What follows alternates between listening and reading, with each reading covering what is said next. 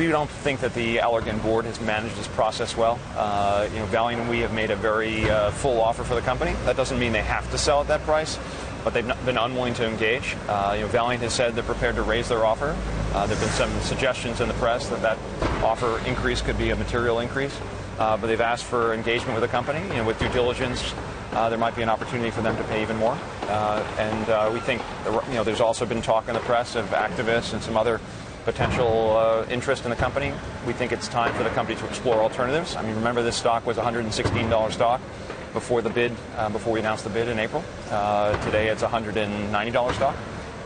It will not justify this value as an independent company. It can only justify this value, in our view, in the event the business is merged or sold to someone else. And we think that process should start soon. Can we do Herbalife real quick? Sure. Where do we stand latest with Venezuela?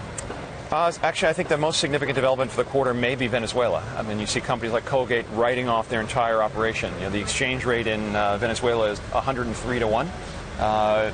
And Herbalife has been marking their revenues and earnings from Venezuela at now 10 to 1. So things are 90% worse than their reported earnings. I think what people don't realize is that Venezuela, even though it's something like 4% of revenues, even as they reported, it's about, we think, about 20% of the operating income of the business. So if Venezuela is accounted for correctly, their earnings are going to decline dramatically.